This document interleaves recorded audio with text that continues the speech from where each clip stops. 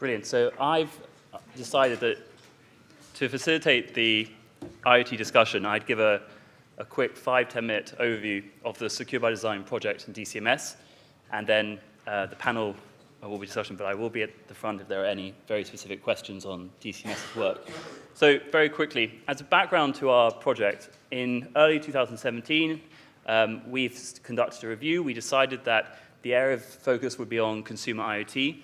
As the minister's already set out, the two reasons for that were, firstly, to improve the consumer's privacy, safety, and security, but also we've seen previous cybersecurity attacks in the last few years, such as the DIN Internet Service Provider attack, that were based on the use of IoT devices that had weak security. And so we felt that there was a need to improve the security of consumer IoT with the broad premise of making sure that we reduce the burden of consumers by ensuring that cybersecurity is built into consumer IoT products by design. So in 2017, we conducted this review, engaging with over 130 external stakeholders. That included the likes of industry bodies, and I can see a number of representatives here from people like the Tech UK, FSB, BEMA, Amdea, and others, and then also a wealth of others from consumer groups, academia, and areas of other features, and also international government. And the culmination of that work was a publication of the Secure by Design reports in March 2018, which set out a number of draft proposals, including our code of practice, and then we held an informal consultation to ensure that any stakeholders could provide further feedback. And then in October this year, we published the code of practice in its final form, and it was published alongside a document that mapped the code's guidelines against over 50 UK and international standards to basically ensure that manufacturers had a clear understanding of how the code of practice fitted in with the broader landscape. But I think we all agree today that consumer IoT is not a UK issue. It requires international alignment. And we are taking steps to address that. So we are currently developing a technical specification within ETSI, one of the 3 recognized European standardization bodies. On Tuesday, I was at the European Commission conference presenting on our work to try and highlight the code of practice, but also since the March report, we've been compiling evidence to look at IoT certification because we're very clear that with the EU Cybersecurity Act, the scope of ENISA will be expanding. And so we want to make sure that we have clear evidence to basically help inform their work. And so that's involved things like looking at what information is provided within devices that come with the product. That's also been involving extensive consumer testing. And so, for example, we've been working with Petrus, an academic consortium that has led a project through UCL, specifically conducting consumer surveys on the effectiveness of labeling schemes for IoT. Because when we talk about certification and labeling, we have to think about it within the parameters of things like the code of practice. And I think from our side, when we develop this work going forward, we've also signposted in our October publication that we are developing regulatory options, because I think we'd all agree today that there are a number of devices already in the market that have limited security features. And so we are trying to work out how we could effectively develop options based on some of the code's guidelines to ensure that when products come to market, they have cybersecurity already built in. Because I think our onus and effectiveness has always been on trying to drive that reduce of the burden on the consumer. But we've recognized that that is going to take time. So in October, we also published consumer guidance specifically to help consumers with setting up, managing, and improving the security of their devices. And as part of that piece of work, we've been working closely with the National Cybersecurity Center throughout this project. And I think there'll be a lot of things to continue on with this work. And the last thing I'll say is, if we think of this broader point around developing this international alignment work, we have our ETSI technical specification, but we also are aware of the work that is currently going on in ISO. So there's 27030, which is looking specifically around the areas of security and privacy by design. And I think from our side, feeding into that process, showing the evidence work that DCMS has done, will be very important in building that international alignment. But I will now pass over to the panel. Wow. That is an impressive amount of work that is being done. We have an interesting set of panelists, but the context here is consumer IoT. And consumer IoT is always in interaction with consumers. And I think that most consumers actually don't, A, realize that they're buying IoT devices, they're buying something else, they're buying a product. That first, and second, they have no idea about the security properties of those products.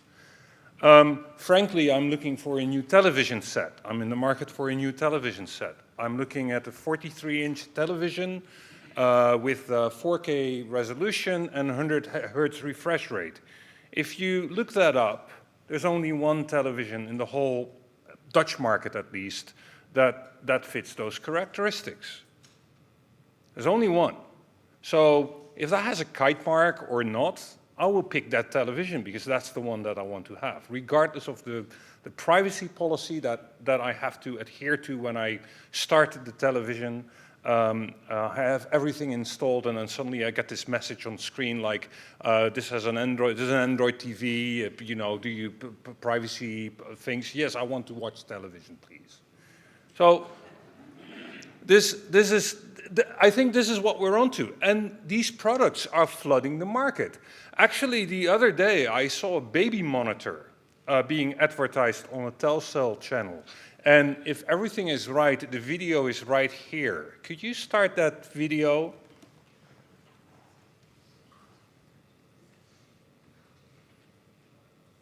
I'm so excited by this next product, Joy. Tell me all about it. Well, Steve, like any new parent, I want to keep a watchful eye on my little cherub. And with the Buggle Baby Monitor, I can. But here's the kicker. Cyber criminals can too. Cyber criminals? What do you mean, Joy? Well, because it connects online and has no real security, it's super easy to hack. So the camera and speaker can be controlled by total strangers online. So someone could be watching my child without me knowing? That's right, Steve. And talking to them too. Wow, that is terrifying. It really is. But there's more. It can also be used to access other smart devices in your home. Like if you're watching TV, they can be watching and listening to you. Let's go to the phones. We've got Silas on the line. Silas, so what do you think of the baby monitor? Personally, I love it. I can use it to find out all kinds of information about you. Your pet's name, when your birthday is, which is really helpful when I'm trying to get into your bank account. Silas. Love the show, guys. Thanks, Silas, you rascal. Okay, Joe, I'm convinced. I love it. What's the price? Well, it retails for only $74.99, but could end up costing you your peace of mind, your privacy, your savings. Now that is a steal. Thank you. Steal. The price. Oh, we get to see the rerun fast.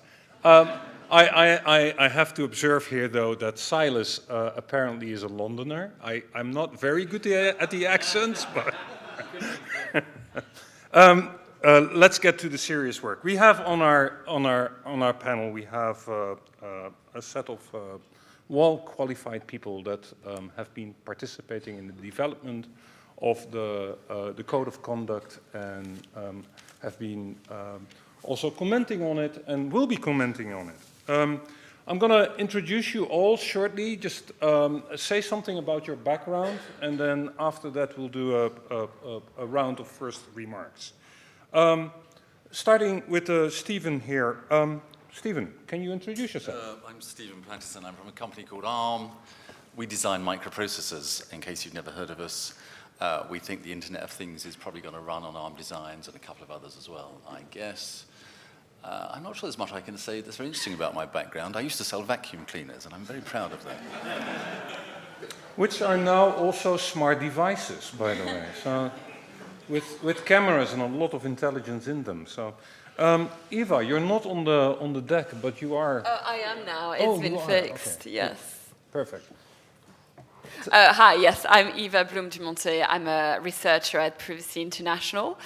So as the name suggests, we defend the right to privacy across the world. I guess my particular background that would be relevant for this panel is that I've been working on gender and in particular sponsoring research by UCL on the impact of the Internet of Things on domestic violence. And more about that in a short while, I guess. Talal. Good afternoon, everybody. Hi, my name is Talal Rajab. I'm the Head of Programme for Cyber and National Security at Tech UK. We are the trade association representing the technology industry, so we've got over 950 member companies ranging from your large household names like Google, Microsoft, Apple, etc., all the way down to a wide range of startups and SMEs. I represent the cybersecurity program, and as part of that, we sat on the expert advisory group as part of the DCMS Secure by Default review, so we had some input from the industry perspective as to how the code of practice was developed and produced. So we are a big supporter of it, and I think we'll be speaking about it in a bit more detail later on. Joyce. Hello, my name is Joyce Hackme. I'm a research fellow at Chatham House, and I'm also the co-editor of the Journal of Cyber Policy. For those who don't know Chatham House, we've been in existence for almost 100 years, and it's a think tank. We look at international affairs, and I'm with the International Security Department, where I lead on cyber policy, and Internet of Things and cybersecurity of Internet of Things and other emerging technologies has been high on our agenda, and I'll be talking a little bit more about that. And finally, Matthew. Yes, hi everybody, Matthew Shears. I'm an independent consultant. I work with Global Partners Digital, thanks. Global Partners Digital, among others, and I'm a member of the ICANN board. Given that I wear a number of hats, I'm going to be speaking in my personal capacity. Thanks. I don't know if I introduced myself, but I'm Olaf Kolkman. I'm the Chief Internet Technology Officer of the Internet Society. We're there for an open, globally connected, trustworthy, and secure internet for everyone. That's a whole mouthful. That trustworthy and secure is, as far as I'm concerned, the topic of today's conversation. Let me start with Talal. You've been participating in the development, I think, of the Code of Conduct. Are there a few thoughts that you would want to share? So I mean, I want to take a look at this really in more of an optimistic angle. At Tech UK, you know, we are a trade association for the tech industry. We want to encourage people to utilize and use emerging technologies, IoT being one of them.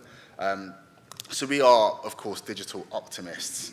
And we want consumers, who I think should be the main focus of this debate, using devices and products with confidence and trust that what they're using is secure and does what it says on the tin or on the box. We have an IoT group, and earlier this year we conducted connected home research, which looked at how consumers purchase IoT products and use them in the home.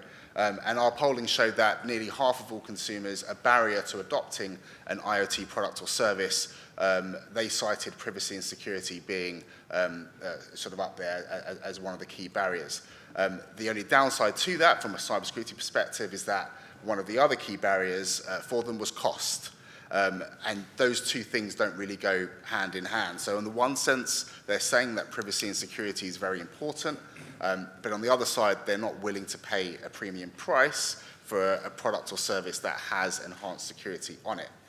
So what can we do as the industry to increase that trust, increase that confidence, and encourage more people to utilize IoT products and services? And that's sort of one of the reasons why we were really pleased that DCMS kicked off the Secure by Design review.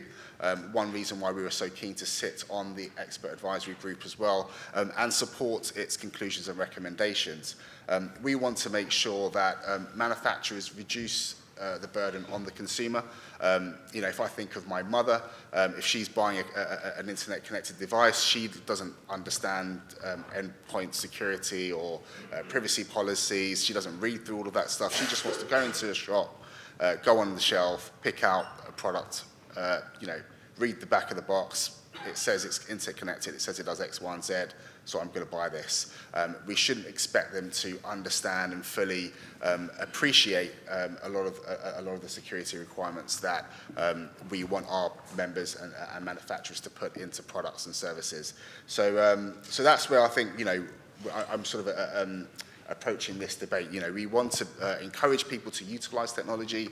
We are big supporters of the benefits of IoT and what it can bring to wider society, from sectors like healthcare and energy, but we want to also ensure that things are secure by design, and that's where the onus really should fall on the manufacturer rather than the consumer.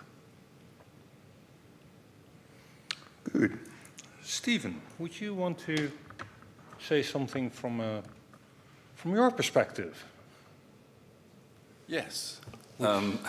Which is the one of a... When we were in the green room, which sounds very grand, just before this started, I said, this is the last session of the day, and we've got to make it lively and interactive. And it was a bit of a struggle, really, because actually I rather agree with what Edward and DCMS has been doing, and Talal obviously agrees, because he was on the same side. But so I think if we've got to make this really useful, we've got to look at it in a slightly different way. And I do agree with a lot of what DCMS has been doing. The but that's coming is, I think there's a risk here that we're fighting the last war.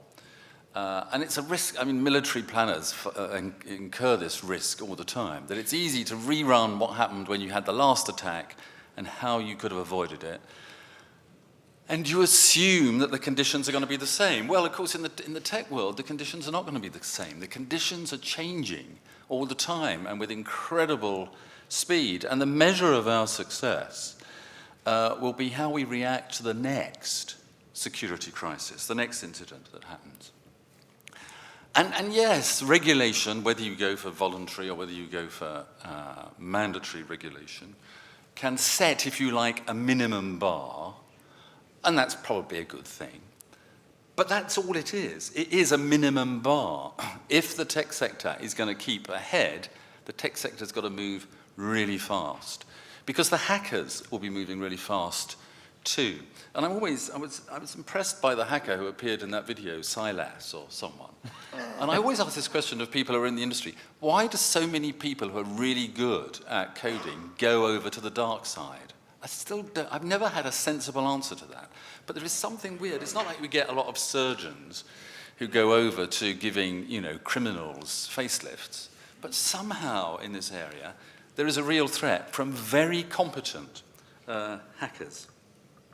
And don't forget, old cliche, a hacker only has to find one vulnerability, whereas if you're trying to protect the system, you're protecting against lots. And I heard just yesterday, so I'm not sure whether this is true, but I'll pass it on. I heard it from a security company, that when you look at software, there's statistically, apparently, a risk of a bug in every 25,000 lines of code. You might think, if you know nothing about this, that sounds a tolerable risk. But if you're looking at the future connected car, I'm not going to invite you to guess, 500 million lines of code in a connected car. This is what I was told. So you begin to see that the system actually needs to be protected, guarded, watched over all the time with people using cutting-edge technology. We, ARM, have proposed that what we need in this area is a kind of digital social contract. A contract between the industry and the people, if you like, which basically says, we, the industry, that sounds a bit like the beginning of a really important document, we, the industry, undertake to make the system as secure as we can. Wow, hugely difficult. And you're all thinking, that's never going to happen. And I'm not going to underestimate the difficulties. But it's not impossible. Come back to a little bit of creating normative standards from DCMS and others, and a little bit of industry really recognizing that security is what's going to build trust, and if you don't have trust, you don't have a business. And we saw a bit of the sector coming together early this year. It was disclosed that there were some vulnerabilities in the basic design of microprocessors, as these are called, Spectre and Meltdown vulnerabilities. And the industry came together actually, and worked out mitigations for those really very fast and coordinated public announcements so that the public announcements were only made when the mitigations were ready. So we're beginning to see a little bit of this. Arm, as a company, we sit, if you like, at the bottom of the food chain. So our hope is that if we can, if you like, inject stuff into the bottom of the food chain, it gets taken up. So we spend an awful lot of time trying to make sure that what we're doing at those very early stages of microprocessor design and connectivity employ pretty high-grade security. And the key here is, and this again comes back to the last war, you know, we were, for a long time our security has been based on intrusion detection. But what we really need to think of now is intrusion protection, is protecting against intrusions. And one of the areas where we're working very hard is the use of artificial intelligence to do this. So in a nutshell, you use artificial intelligence to monitor the whole digital landscape, and it very quickly identifies areas where anomalies are happening. And those anomalies can raise suspicions. It might just be a fault, but it might also be the beginnings of someone trying to do something nefarious with the system, and then you can move very quickly to try to isolate those dodgy bits and protect the whole of the system. And this kind of takes intrusion protection even further, and it takes it in the direction of threat hunting, actively patrolling, monitoring the network, using AI to try to find those early signs that there is someone else crawling around the network who's up to no good. So Stephen, I'm going to interrupt you for a while because I have a question. I have a small question for clarification that goes a little bit back, and I also want to give the opportunity to the rest of the audience, of the panelists. You said a digital contract where we commit to being responsible for our security. What is the expectation of the consumer in that digital contract that you?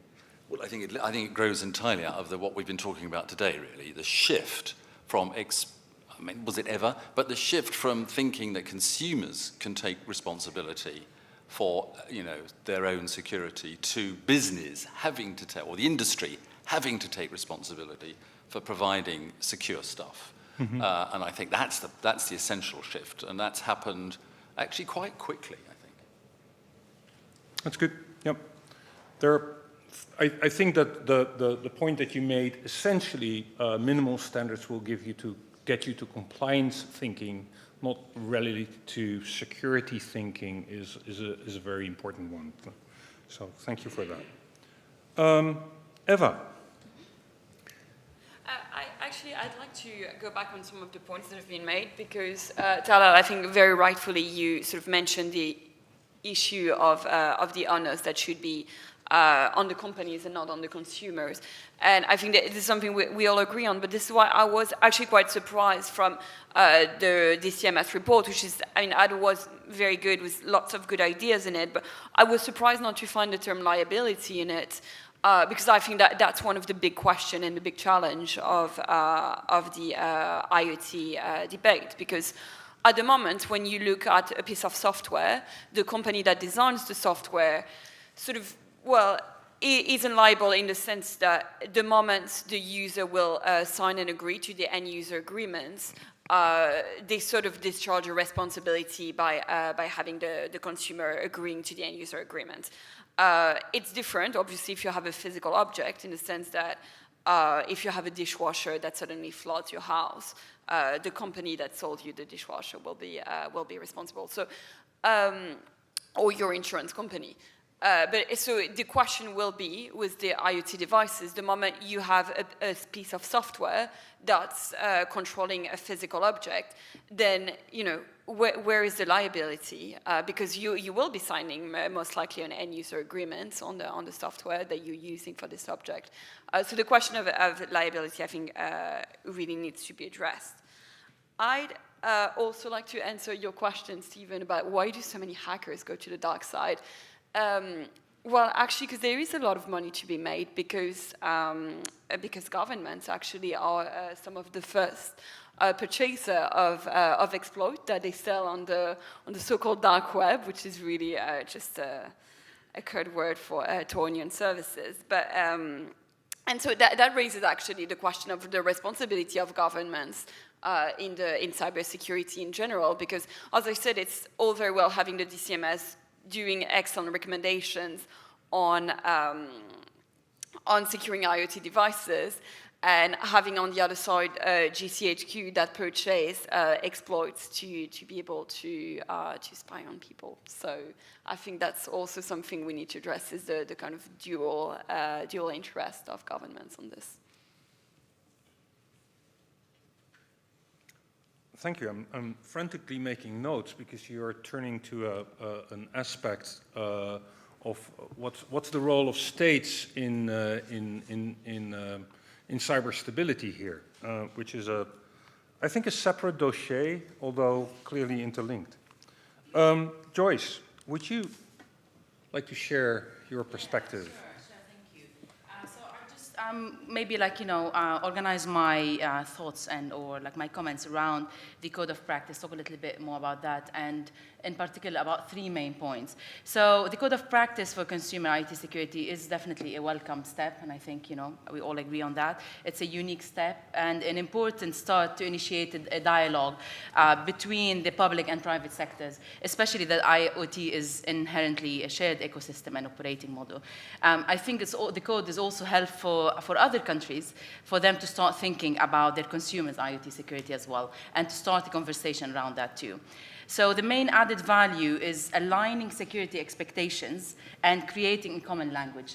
And Secretary General talked about common language, and I think the issue of having a common language when we talk about the technology threat is of utmost importance. There's a need to create a common language in IoT cybersecurity and to engage in a structured dialogue. And this will help decrease the disconnect between the engineers, the cybersecurity experts, policymakers, and will assist the global dialogue.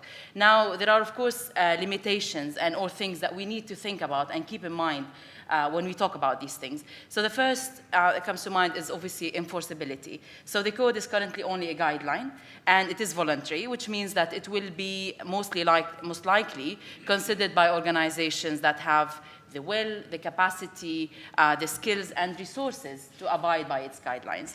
But there are organizations, including vendors and supporting supply chains, who won't. So until regulatory options are developed and implemented, there is currently little incentive to build secure IoT devices, as there are market demands, and Talal talked a little bit about that, for low costs combined with low barriers to entry. So from this perspective, IoT security is also an economic problem rather than just a technological one.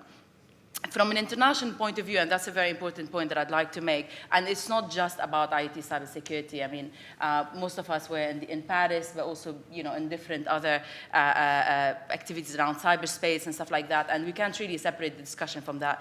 So from an international point of view, IoT is a global ecosystem, as we said, and as the UK can only be as secure as the weakest link in the chain, we should be concerned about who's around the table and with whom are we having this conversation. So China, as we all know, is a key player in the global IoT ecosystem.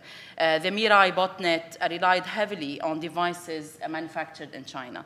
So China is pushing to be a manufacturing superhouse as part of its Made in China 2025. And IoT is said to be a major pillar in its economy. Some predict that by 2020, 95% of IoT devices will be made in China. I don't know how much this number is accurate, but it is definitely telling. So for IoT security to be successful, China and other big players must be part of the process. Like when we talk about cyberspace, when we talk about other elements, we need to have the perpetrators, the like-minded, everyone around the table to be able to actually make a difference. So national initiatives are definitely a welcome step. But without international consensus, IoT bad practice in one country has repercussions on global IoT security. So there's a need for homogenization at a policy and international level if IoT cybersecurity is to be effective. My second point actually links to what our three speakers have said about like shifting the mentality of, or let's say the burden of security to the manufacturers, which I think, you know, the duty of care to third parties is definitely of utmost importance. But given that we're not there yet, right, and given that the nature of threats keep changing, I think this narrative of like, you know, don't worry, we'll take care about it, risks downplaying each person's responsibility in her and her own security. Consumers, you know, when we talk about cybersecurity more generally, governments, especially particularly the UK government, has been investing a lot of effort to raising awareness in terms of how do we behave online, like how do we practice more cyber hygiene, what do we need to do in order to protect ourselves from cyber attacks. So I think, you know, our cybersecurity or IoT cybersecurity should also be part of that narrative. We shouldn't separate and say, use IoT, you know, kind of don't think very much about security because that's what the manufacturer's responsibility. But when you go online to, you know, to kind of check your banking, you know, do digital transactions, whatever that might be, you know, have to be vigilant, etc. I think that's all part of one mindset, one thinking, and we should always be advocating for security and for having like good practices online. So my point is they're not mutually exclusive. So yes, we want to advocate for security by default, but also advocate for cyber hygiene and kind of, you know, advocate for both as strongly. And lastly, the idea of having a proactive approach when we think about cybersecurity of IoT. Threats are constantly evolving, and the IoT botnet Mirai in 2016, as you all know, relied on default passwords, which was something that the code addresses. But the botnet repo that happened in 2017 used software to overcome passwords. So the way they're doing the attacks is changing, really. So this means that while the code of conduct requires no default password, and that's definitely a good practice, some IoT threats have evolved beyond this vulnerability. So the increased connectivity that will arise from 5G, the possibility of IoT ransomware, and attacks on smart cities in the context of industrial IoT. And I know we're talking here more about consumer, but this is all part of the basically picture. They must be considered rather than just, you know, guidelines based on previous IoT vulnerabilities or like one framework and just we shove everything under it. So I think the most fruitful approach would be to assess IoT security proactively and to establish common codes of practice across industries. And I think that's one of the basically objectives of the code, and across national jurisdictions. And I believe we all agree and realize that at the moment there is no silver bullet, and that's important for the conversation. What we can do is start a security culture and changing the mindset step by step. Even if different initiatives are less than perfect, and even if they achieve partial results and are contested by some, as long as they push the debate further, they are a success in their own merit. So what we need to do is keep the conversation going so we can collectively identify the best way forward. Perfect. Let's keep the conversation going with Matthew. Thanks, Olaf. So I'm going to build a little bit on what Joyce has said and everybody else's comments. Some excellent comments have been made. So I want to talk a little bit also about the user to manufacturer shift, and then also about the international dimension. If you go on one of the large online platform shopping spaces and search for smart light bulbs or smart devices or whatever, you might stumble across a brand of smart light bulb. And if you search among the 394 questions asked about that particular type of light bulb, you won't find any reference to changing the default password or whether or not the security is upgradable. So you will find, however, 30 or 40 questions about the different hues of light that can be achieved with that light bulb. So, but I think this is a point that I think is worth remembering when we talk about shifting the responsibility from the user to the manufacturer, is that we still need to change the mindset from the old world of cyber hygiene, which effectively was the kind of washing the hands and brushing your teeth, to something far more complex now, where we're talking about cyber health. And within that framework of cyber health, the user effectively is a part of that network now, a part of that health ecosystem, if you will. So I think while, yes, we need to look at how we shift the burden, if you will, from the user to the manufacturer, at the same time, it's very important that we not lose track of the importance of bringing a greater level of awareness to those who are connecting devices to the network. And in fact, I'm just going to read 2 lines from Mozilla's 2018 Internet Health Report, where they say, I think very accurately, for every device with either no password or a bad one, the internet becomes a little more fragile and dangerous. But people buy things, connect them to the internet, and never think about securing them as long as they work. So that's a fundamental reality that we have to continue to address. So that's that point I wanted to make on that side. And I think it's far more than just cyber hygiene now. We really do have to see ourselves as part of the ecosystem, part of the network, effectively, once we start connecting these types of devices, and many of them, to the network. The other point is on the international dimension. This is an incredibly important initiative, and I'm glad there's an international dimension, and you mentioned about cooperating with European partners and others. This is, as Joyce has said, that we can't look at this in isolation as a UK thing at the moment. I mean, we're in a global internet. In other words, these types of devices are going to be used in other parts of the world. We have, I'm just going to pull up the Global Commission on the Stability of Cyberspace has just released a set of norms. In fact, they were released at the IGF, or they were talked about at the IGF to some greater extent. And one of those norms says, state and non-state actors should not commandeer others' ICT resources for use as botnets or for similar purposes. Now, that's a great norm, but it's a little bit undermined by the reality on the ground in terms of the accessibility of these IoT devices and the lack of security to those who would seek to use them to do harm. So we have a collective responsibility to address that issue. However, Matthew, being a commissioner, a commissioner on that commission, I should also say that it has a norm on basic cyber hygiene. That was part of that same norm package where there is a call out for non-state actors to actually get their shit together. Right. Which is a great way of putting it, yes. Thanks, Olaf. But my point remains. I think that we have a global collective responsibility as well to address these things. And it means, yes, working at the norms level, but it means working at the ground level too. And I think that's a key element of this discussion. Thanks. Thank you. That is, there's a lot of alignment, I feel, in what the panelists shared with us. I have, based on this, I have a question around liability, and perhaps some of the panelists might be able to answer that. I'm always concerned when we talk about measures to address this, that we heard the endless possibilities that innovation brings.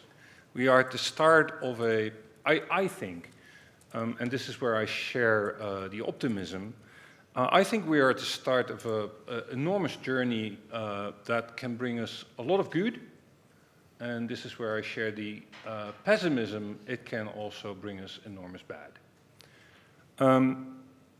But let's assume that we want the enormous good out of this, then thinking about what are the things that can have sideways effects.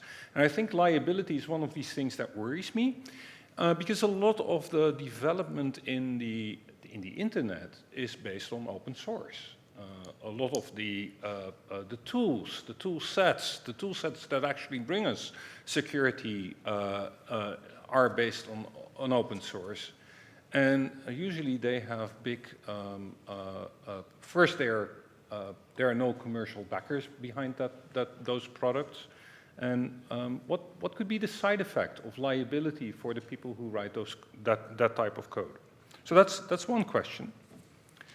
Another question, and I'd like the panel to pick up on either one, is Bruce Schneier recently wrote something that I found interesting, and I haven't really concluded whether that observation is right, but he always talks about security being, in essence, an economic proposition.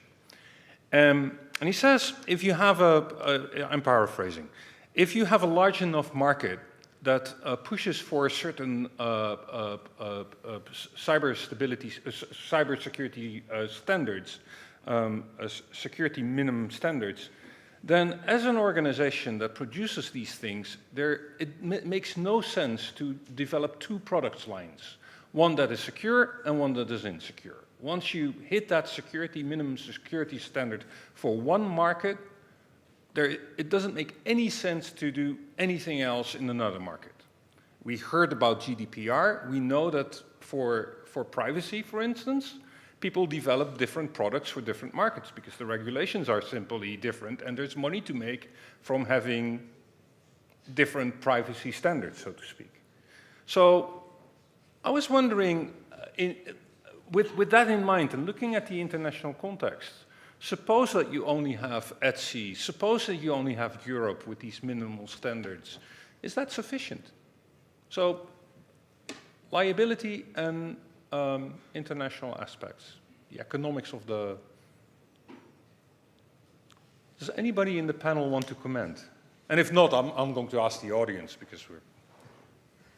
Well, if I take the liability Yes. issue to start off with, I mean, it's a great question, and I think it was something that probably was discussed in some of the working groups. But where do you draw the line within the supply chain? Particularly, a lot of these devices, there is a large, long, global even supply chain with many of the devices we're talking about. So who are we talking about? Are we talking about the end manufacturer that actually puts all these pieces together and puts the products on the shelf? How far back down the supply chain would we go? And I don't think that's a question. I wouldn't want government to try and answer that question. Maybe it's something that industry can try and do together, but it just opens up a big can of worms. I think that it's not just an easy answer, but it's definitely a good question to pose. I actually like this type of interruptions. This is a dialogue with all of us. So. Vice President of the European Union. When the EU cybersecurity strategy was being developed, she said, gentlemen, to the nations, you need to understand that we inherit US technology in this country. The US has very strong regulations about liability and supply chains for hardware in aerospace, medicine, electronics and elsewhere.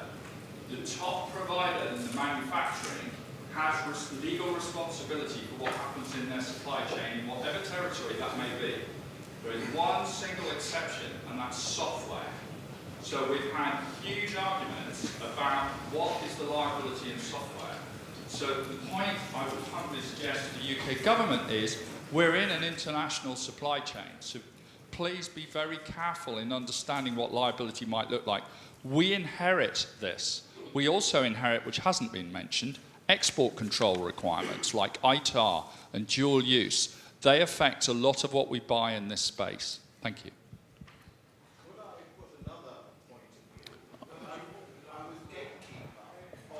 Okay, can you wait for the microphone to arrive so that... I was gatekeeper for a large multinational which was thinking of going into this area. And we decided not to go in because we were big enough to be worth suing. Everybody else were men of straw. It's the insurability of where the buck stops with somebody big enough to be worth suing. Do they go in or don't they? And that has a very interesting set of implications. So I think that is the point that the question that I'm sort of raising is, what are the side effects of some of these measures? And I'm looking at Edward. I'm looking where he is. Oh, there. You took off your coat. Is this something that was discussed in the preparation of the report? Well, yeah, absolutely. So we set up the expert advisory group with organizations like Tech UK, BT, consumer groups, etc. And we really discussed this in a lot of detail on the liability. I think Talal's already come to the point around the global supply chain. So you can have instances where companies are part of the supply chain, and then within a month or two, in a company, for example, in Southeast Asia, may not be there again. And so you then have a gap in your supply chain that might be your sort of liability or issue, and how does the company address that? And we had a lot of debates around that, and we're still having that debate, because obviously when we're developing these regulatory proposals, that's something that we need to really consider in a lot of detail. And I think that's part of our discussions going forward. But as one can imagine, across this space, there's a variety of views. And what we don't want to do is stifle innovation. But we also want to make sure that the code fits in within this broader landscape. So it's something that we'll be looking at in the coming months. Thank you. Any of the panelists want to add something? I'll get to you in a moment. Go ahead. 1, 2, 3. Okay. Thank you.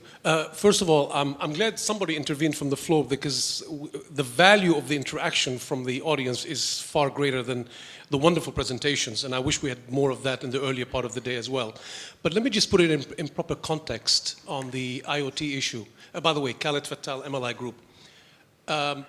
Olaf and I were having this conversation before the session, and I presented this fact. If we put it in the right narrative, there are 1 billion internet devices entering the internet every quarter, ladies and gentlemen, with little attention to security or patching. When you put that in the proper context of the global cyber threat, the politically motivated cyber terrorism, the hacking with the purpose to change the direction of nations, and you're just collateral damage, the burden has to be on finding a format that actually protects society. And I go back to the point that Stephen raised earlier on, which Olaf picked up on, but there was a key word missing. Your point was the social contract. The key word was the word social. The contract has to do something with society and the responsibility to society, not necessarily only the liability. Liability is critical. And I actually personally believe that many of the auto industry players who are jumping on this bandwagon because it's so sexy and so entertaining, so wonderful, they don't realize how it could become the thing that could actually shut them down forever. So we need to look at this in the proper narrative, in the proper context, because it is a threat to society. How? You know what? This is part of the debate, this is part of the engagement, and I'm glad we're having this engagement. I find that an interesting perspective, and I think that we already touched upon it through, for instance, the work of the Global Commission that basically talks to state behavior in cyberspace. And I think that the code of conduct is something that we have seen. The points in the code of conduct, the 13 points, is something that we have seen pop up as a general norm, I would almost say, across the whole planet. There are several pockets where this discussion has been going on, and similar type of norms have been developed. So I'm going to question that. I think you're right. Part of this discussion is about setting out a vision about how to address this. But I do also think... One last point, sorry. It's not about setting out the vision, no disrespect. The threat is clear and imminent, and I think Joyce raised it earlier on in looking to the attack on Dyn in 2016. This was an attack on a DNS provider that shut down many operators and hundreds of websites. Imagine if multiple DNS providers are being attacked at the same time. Ladies and gentlemen, there are many... The prospect of people going on without, the prospect is that people are 9 years away from anarchy. If they cannot draw money from their ATM machines, they cannot buy food or water. This is an imminent threat. So it's not just about vision. It means we need to find solutions. I think so. So what is the action? What is the action? Because I think that that sense of urgency, we were having that conversation, that sense of urgency is actually important. How do we get from what we have now to secure implementations that are sold like in 2 months, not in 20 years, not in 2 years, but like now. How do we get there? Sorry, I'm not really going to answer that question, but in a sense, I'm troubled by the term imminent threat. It's already a threat in the sense that even, well, it's taking a step back and not even looking at the IoT context, but just the context in general. I mean, was it in 2016 that the NHS was like, we had lots of hospitals being closed, and what was the reason? It wasn't fancy IoT devices. It's because hospitals are running Windows XP. We have people running operating systems that are 20 years old, and we're now going to be equipping like a fridge, locks, toasters, washing machines that are going to be connected to the internet, and this is why my issues with the social contract you mentioned, this is where society is out. And what we're now going to say, oh, you know that thing you click on, like update tomorrow, remind me tomorrow for the update that you do every day? Well, now you're going to have to like take new habits and not do that with your fridge, because otherwise the milk you're drinking is going to go off. Same thing with cars, same thing with suddenly we are going to have objects that could potentially endanger physical lives in the physical world, while we haven't even solved the issue of people updating the software still at the level of like their computers and their phones, with the risk that it already entailed. As I said, like we had hospitals being closed, the risks were real, the harm was real.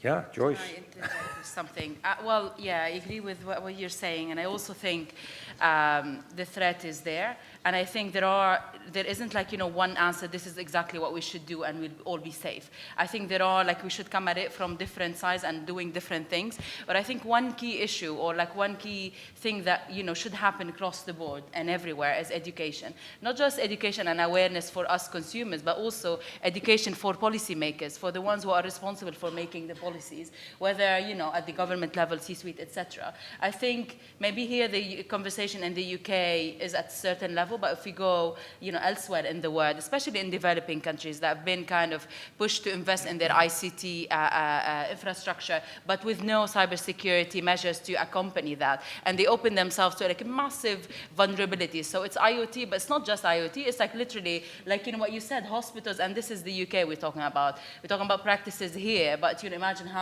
what sort of like a situation you have in other countries. So I think there isn't like one answer. I think we should come at it from different levels, engaging everyone. It's a shared responsibility. It is a social contract. We need to kind of create a common language and level the discussion, not make it extremely technical that people kind of lose interest and I don't really understand what you're talking about. Some people, when they ask me what do you do, I say cybersecurity. I'm like, oh wow, you can hack and do stuff. I'm like, well, actually more policy level. So kind of like you have to demystify some of the concepts and kind of create something that we all agree on. Matthew, you wanted to... Yes, I think it's been used a couple of times now is the word responsibility. And I think, as I said before, we have a shared responsibility. That's manufacturer, that's user, that's government. And until we recognize that we are all, in a sense, responsible for the health of the internet and for its functioning, and to address and identify what these threats are, we're not going to have that balance and that mix right. So we can talk about liability and things like that, and maybe that's part of the mix, maybe it's not. But I think we really have to sit down and say, okay, how are we going to address this for our common good? Because that's what's missing in this discussion right now. And just to say that, yes, there is an imminent threat, but I think at the same time we have to recognize there's incredible potential as well. Let's not look at this from purely the threat side, because we also have the capability of addressing those threats. Updating Windows 7, that would seem to be a pretty obvious thing to do, but that's about responsibility again, right? And that lies somewhere in the NHS as well, right? That responsibility. So we have to look at these things in some balance. Thanks. So, yep. I have a, go ahead, and then, go ahead. Matthew and I have known each other for quite a while, but I'm going to have to be very, very diplomatic and disagree with you, and I'll tell you why. And perhaps we might be splitting hairs. I am not a believer that the shared responsibility model applies here. Primarily because there is a greater responsibility, I believe, on the side of the manufacturer before the side of the consumer. So, When we talk about IoT devices made in millions of them and then made in China and sent over here from the toys to everything else, yes, we can go and say that the consumer has to become aware. But the truth of the matter is there is a greater responsibility on the manufacturer. There's a greater responsibility of those who are elected officials to do what is necessary to protect us. And so far, majority, no disrespect to politicians, but yeah, maybe sometimes it's duly applied, most of them have no clue, and they're only talking about what makes them and keeps them in power. The truth of the matter here is this threat is imminent, and unless we do something about it to at least alleviate it, the potential that you and I believe in will never be realized. So I want to go a little bit towards action before we go back to the panel. Because I do think, looking around the world, that the discussion here in Great Britain, in the UK, is quite advanced. The code of conduct is an output of a process, and I haven't seen many outputs like this across the international sphere. As for actions, I do believe we have Stephen from ARM here. ARM is and I'm not going to advertise for ARM here, but I will. I actually will. ARM is a chip producer, and they produce chips that are used in many. I'm looking for my notes here. Yeah, in many devices. It's, you know, this is stuff that's embedded everywhere. What they've done is they basically said, industry, we have here a platform. We create a platform, a development platform with all kinds of security modules in it, so we can make the mistakes for you, in essence. Basically offering a secure development environment that provides privacy and security modules and encryption and software upgradability and all those type of good stuff. That system is called Pelion. Look for it, Pelion framework. I think that is an approach, and I don't want to talk to you for you, Stephen, but I think that is an approach where industry actually takes up some responsibility by saying, stepping back and saying, what is in our purview. Now, we're talking about ARM, we're talking about big companies, Silicon Valley. I'm a little bit more concerned about the long tail. So what do we do about that long tail? What do we do with the smaller companies? What do we do with the Chinese manufacturers that provide the small boards? Stephen. Sorry, and thank you very much for that wonderful advert for ARM technology. I was offered the beer. While we're on that theme, I could add a couple more, but I mean, we do certainly take this very seriously. I'm going to mention, Olaf mentioned the Pelion platform, and then we have something else called Platform Security Architecture. But apart from the plug, I'm going to try and kind of answer your question a little bit. I'm going to answer your question actually by saying this. You know, 95% of mobile phones run on ARM technology. So if you can get the ecosystem to start to take up proper technologies, actually, if it's good, it can become pervasive very, very quickly. And that's our, of course, ambition, working with others. So it's not impossible to try and change the way the industry thinks about this. I just want to touch on a couple of things linked to that. And I'll say something slightly provocative. I mean, I think we've had a great discussion. It's an old quotation, actually, and I've heard much that was good and new. Unfortunately, that which was good was not new, and that which was new was not good. We go to these discussions and we hear similar ideas all the time.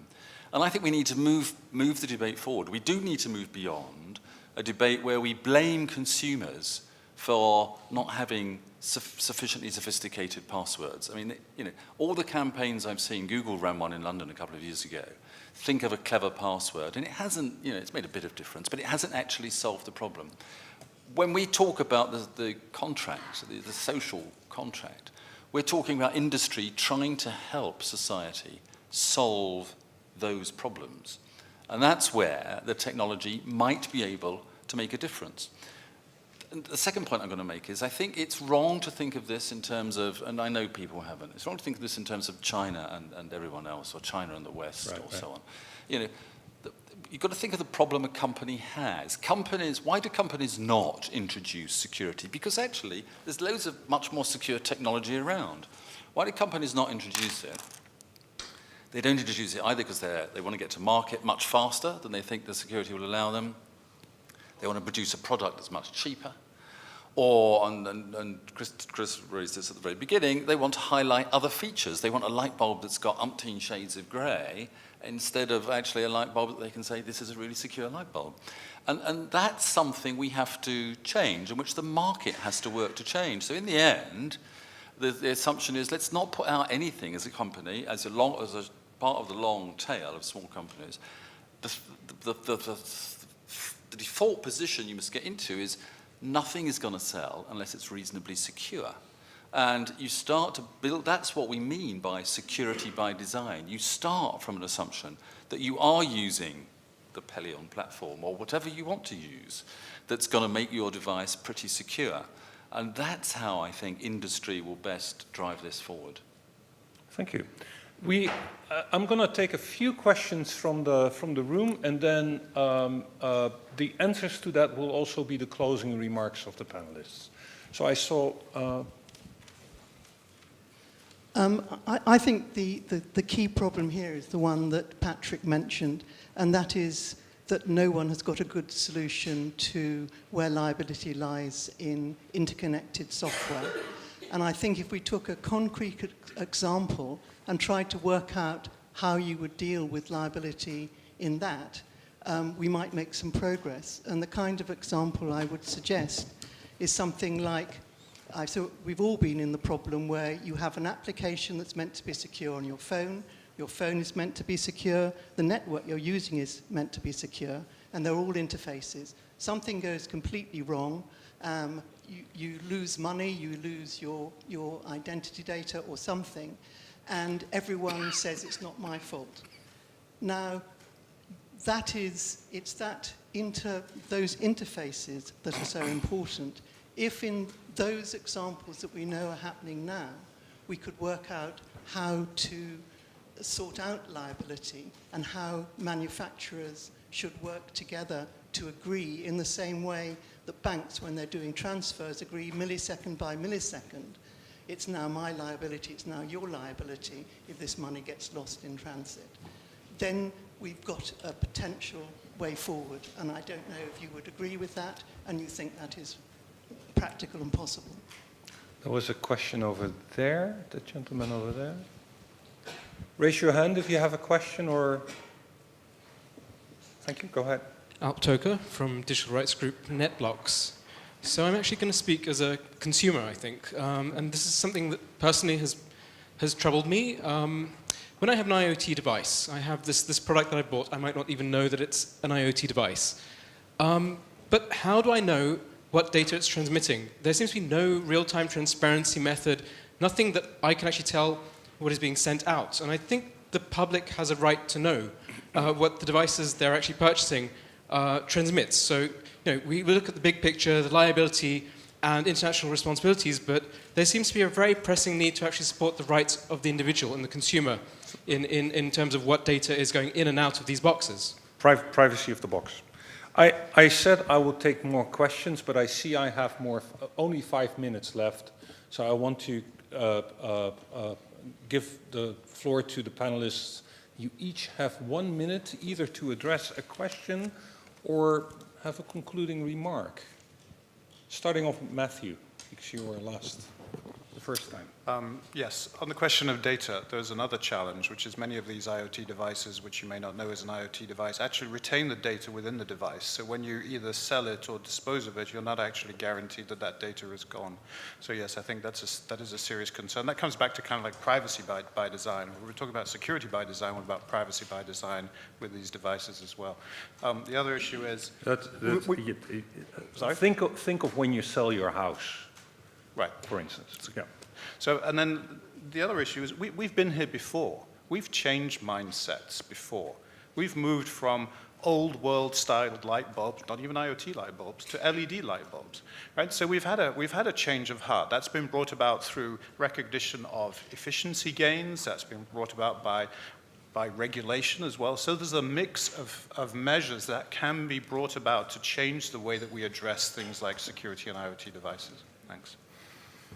Yeah, thank you. I think I'd like to go back to the point of the responsibility of the consumer, just to push back a little bit. And I think, yes, the manufacturer and like changing the mindset and all of that. But if we look at, for example, the guidelines, the 13 guidelines, the points from the code, we'll see stuff like no default password, keep software updated, communicate securely, which are also like, stuff that we advise people to do. So I don't like to kind of talk about IoT security as like a standalone thing. And this is kind of like one thing that we look at it in a certain way, and we look at like our different online practices in a different light. I think when we talk about digital social contract, which is a term that I like, I think it kind of brings with it like responsibilities on both sides, on manufacturers and also on consumers. So I think we need to come, especially that with the development of technology, with the change of the threats, etc., we need to kind of keep raising the awareness and kind of keep engaging everyone, again, going back to the issue of common language. Thank you. Great. I think just going back to your point around sort of data emission and the rights of consumers, this is probably the first cybersecurity panel I've sat on in a couple of years where no one's mentioned the four-letter acronym GDPR. It's great, so I'm going to mention it now. I think GDPR wills and is starting to create a bit of a generational cultural shift in how consumers view the use of their data, but also how companies will utilize and use data as well. It's not going to happen overnight, but like I said, this is a generational shift. IoT is becoming the norm. We are seeing a new generation where, for them, privacy should be the norm as well as devices being connected. The last point I want to say is that we shouldn't see, although we're big supporters of the code of practice, but Ed will be one to agree as well, this isn't the silver bullet.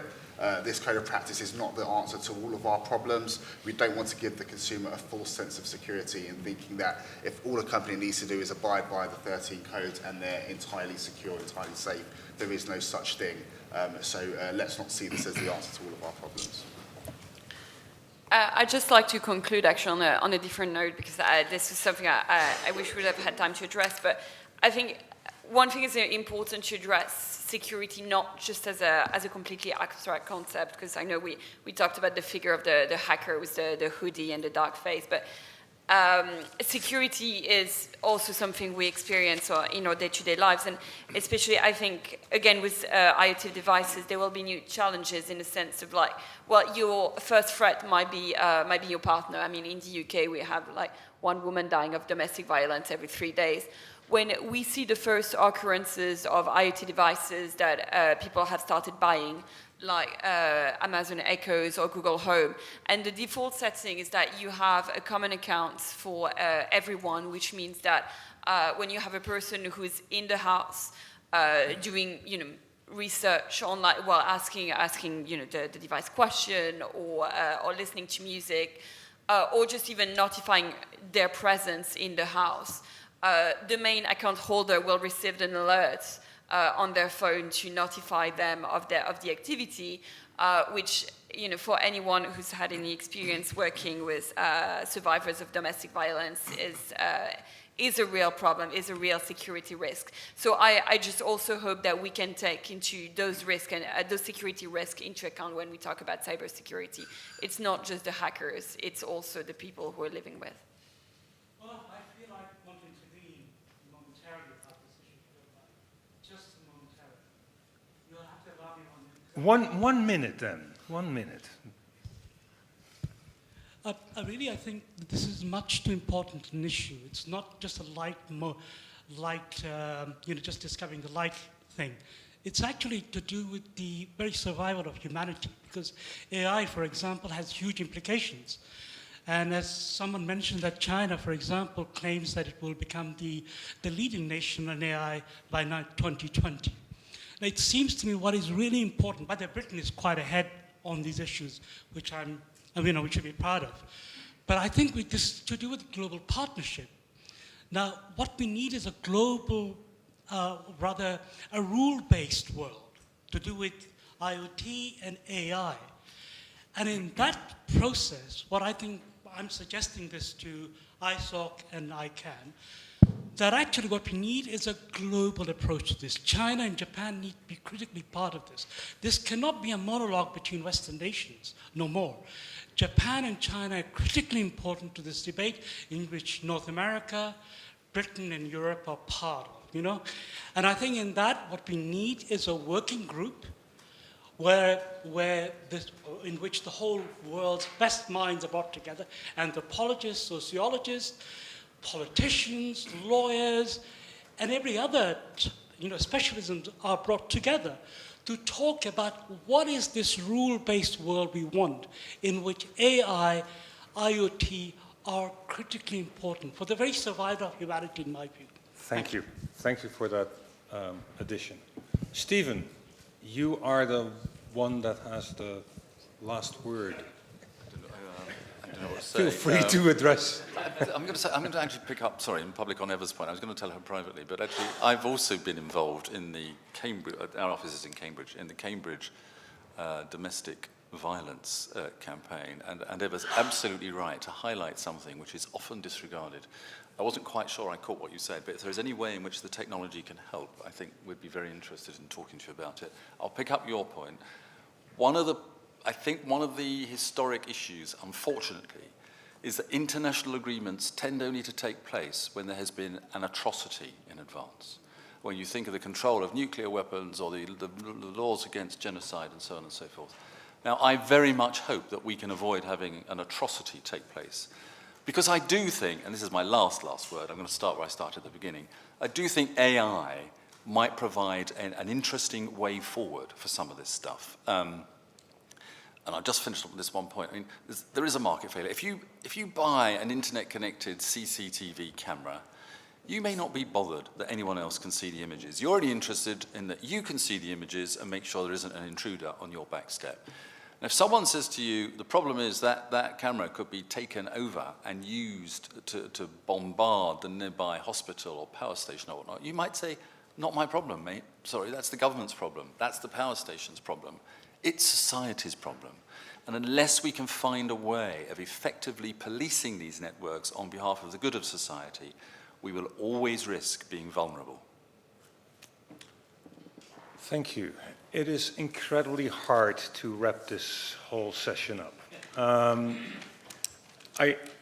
To me, this indicates yet again that this is a multifaceted and very important problem. We talked about international global stability, the fate of the planet itself, both in optimistic but also in pessimistic ways. We talked about the tool set and the importance of a tool set like the Code of Conduct, which I think I heard everybody agree that that is a good piece of work to actually move something forward. But I also think that we all said it's not enough. And that we haven't quite worked out where the responsibilities are and how they relate to each other. I think that is the ongoing conversation where we have to continue figuring things out. But that's my takeaway. Your takeaway might be completely different, and I would love to hear that at the bar. Thank you very much. And for our panelists,